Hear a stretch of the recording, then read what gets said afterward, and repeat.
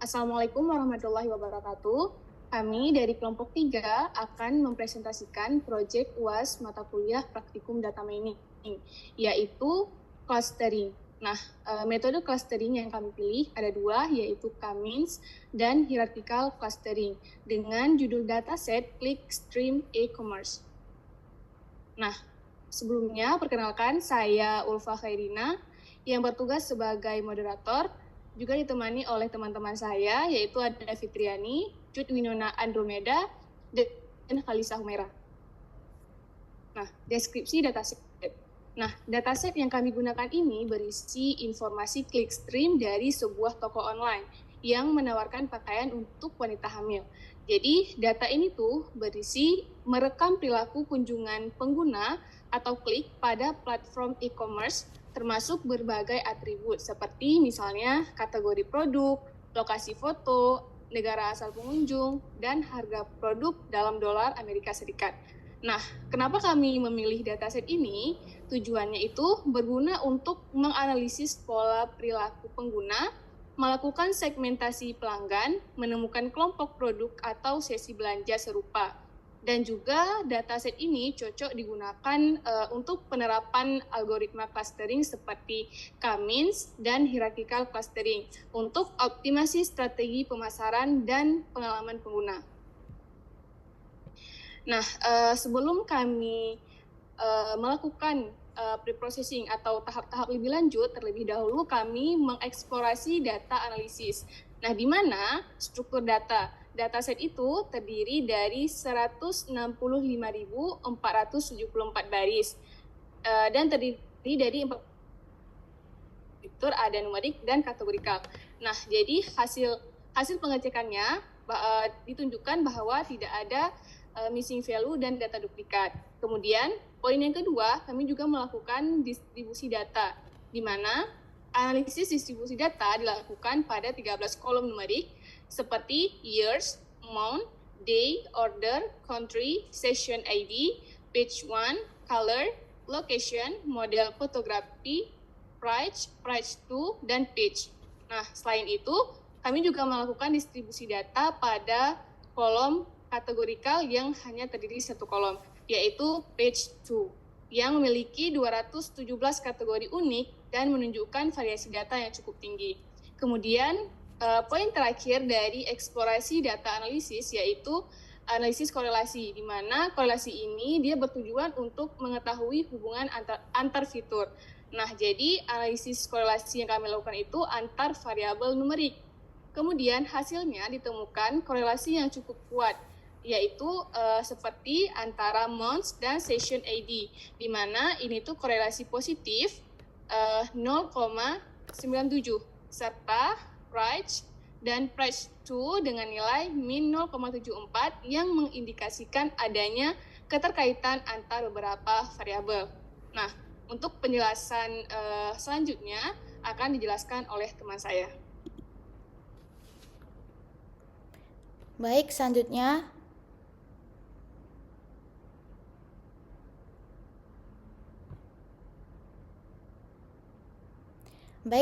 saya akan menjelaskan processing data. Di tahap processing data, kami melakukan beberapa langkah penting untuk memastikan data siap dianalisis dan menghasilkan clustering yang optimal. Yang pertama adalah penanganan outlier. Di penanganan outlier ini dianalisis pada seluruh kolom numerik menggunakan metode IKR dan dihapus untuk meningkatkan kualitas data. Jumlah data berkurang dari 165.474 menjadi 115.376 baris dengan tujuan mengurangi noise serta meningkatkan stabilitas dan performa model. Lalu yang kedua adalah data duplikat, yaitu untuk pengecekan data duplikat dilakukan untuk memastikan keunikan data. Hasilnya menunjukkan tidak ditemukan data duplikat. Lalu yang ketiga ada fitur encoding. Kolom kategorikal page 2 clothing model dengan 217 kategori diproses menggunakan one-hot encoding. Metode ini digunakan untuk mengubah data kategorikal menjadi numerik dan mencegah bias urutan kategori. Lalu yang keempat, fitur scaling. Fitur scaling diterapkan pada seluruh fitur numerik menggunakan standar scaler dan min-max scaler.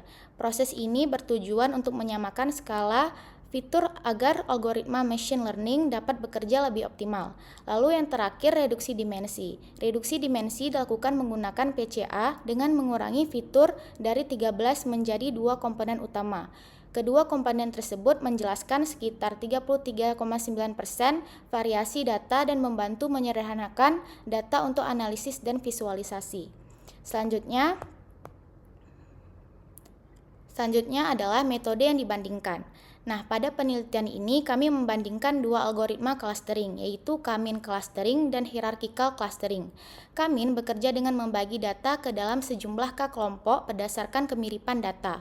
Metode ini dipilih karena cepat dan efisien, terutama untuk dataset yang berukuran besar seperti data clickstream.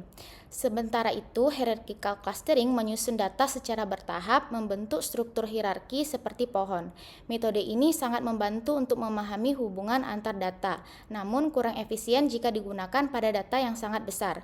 Dengan membandingkan kedua metode ini, kami ingin melihat metode mana yang paling sesuai untuk menganalisis pola perilaku pengguna. Baik, selanjutnya kami akan menjelaskan hasil K-means, elbow, dan silhouette. Untuk menentukan jumlah cluster terbaik pada K-means, kami menggunakan metode elbow dan silhouette. Berdasarkan grafik elbow, terlihat titik tekuk yang cukup jelas pada K4. Ia menunjukkan keseimbangan antara jumlah cluster dan nilai error. Hasil ini diperkuat oleh silhouette score dengan nilai 0,386 yang menunjukkan kualitas pemisahan cluster cukup baik. Selain itu, nilai Davis-Bouldin Index sebesar 0,839 menunjukkan cluster yang relatif kompak. Dan Kalinski-Harabas skor sebesar 100.878 mengindikasikan pemisahan antar klaster yang jelas. Dengan demikian, kami menyimpulkan bahwa jumlah klaster optimal adalah 4 klaster yang mempresentasikan 4 pola perilaku pengguna dalam aktivitas belanja online. Baik, untuk selanjutnya akan dijelaskan oleh teman saya.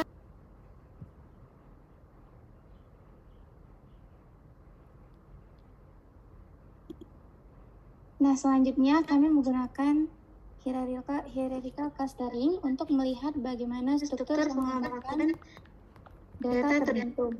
Struktur ini divisualisasikan menggunakan dendrogram yang menunjukkan proses penggabungan data secara bertahap. Dendrogram dibuat dengan mengambil sampel sebanyak 150 data agar pola hubungan antara data dapat terlihat dengan jelas.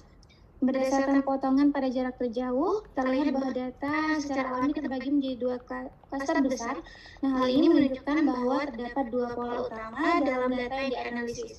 Namun, kelemahan dari hasil ini adalah pengelompokan yang masih terlalu umum karena hasil menghasilkan 2 kelompok besar tanpa detail yang lebih spesifik.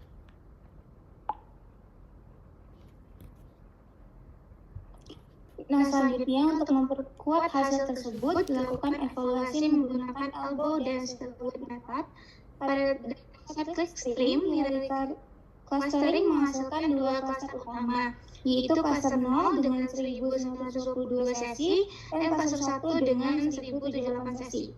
Nilai skor sekitar 0,325 menunjukkan bahwa pemisahan antar klaster cukup terlihat, sehingga dapat disimpulkan bahwa kedua klaster mempresentasikan perilaku pengguna yang berbeda.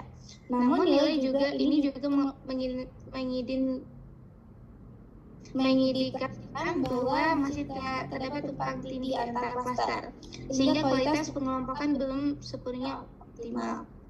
Baik, selanjutnya akan dijelaskan oleh teman saya.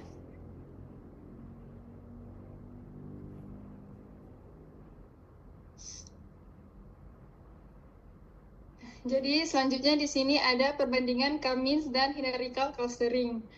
Pada percobaan ini kami menggunakan 1000 data clickstream hasil sampling dari dataset utama, data yang melalui proses preprocessing dan reduksi dimensi menggunakan PCA, sehingga visualisasi dilakukan pada 2 komponen utama, yaitu PC1 dan PC2. Untuk metode K-means berdasarkan evaluasi elbow method dan silhouette score, diperoleh jumlah klaster optimal sebanyak 4 klaster berdasarkan grafik pada gambar sebelah kiri. Nilai silhouette score sebesar 0,363 yang menunjukkan kualitas pemisahan klaster cukup baik. Kemudian, jika dilihat dari grafik, keempat klaster pada Kamin terlihat relatif seimbang ukurannya, yaitu sekitar 287, 214, 289, dan 210 data. Hal ini menunjukkan bahwa Kamin mampu membagi perilaku pengguna menjadi beberapa segmen yang lebih spesifik dan merata. Sementara itu, pada metode hierarchical clustering, jumlah klaster optimal yang diperoleh adalah 2 klaster dengan Silhouette score sebesar 0,318. Dari visualisasi terlihat bahwa data terbagi menjadi 2 kelompok besar dengan ukuran 561 dan 439 data. Ini menunjukkan bahwa hierarchical clustering cenderung mengelompokkan data secara lebih umum atau global tanpa memecah perilaku pengguna secara detail. Jadi dari perbandingan ini terlihat bahwa meskipun kedua metode dapat membentuk klaster, karakteristik hasilnya cukup berbeda. Selanjutnya, saya akan menyampaikan kesimpulan. Next. Berdasarkan tabel perbandingan yang ditampilkan, dapat disimpulkan bahwa Kamin menghasilkan 4 klaster dengan kualitas clustering yang lebih tinggi berdasarkan Silhouette score, dan hierarchical clustering menghasilkan 2 klaster dengan kualitas sedang. Kamin memberikan hasil yang lebih detail dan spesifik karena mampu membagi pengunjung ke dalam beberapa segmen perilaku yang berbeda. Hal ini sangat bermanfaat jika digunakan untuk analisis perilaku pelanggan seperti segmentasi pengguna untuk strategi pemasaran. Sebaliknya, hierarchical clustering lebih cocok untuk analisis awal karena memberikan gambaran struktur data secara umum, namun kurang optimal untuk segmentasi yang detail pada dataset berukuran besar. Oleh karena itu, dapat disimpulkan bahwa metode Kamin lebih cocok digunakan pada dataset clickstream e-commerce ini karena mampu memecah pengunjung menjadi 4 segmen perilaku yang berbeda, sehingga hasil clustering dapat dimanfaatkan secara lebih efektif, khususnya dalam pengambilan keputusan dan strategi marketing. Sekian.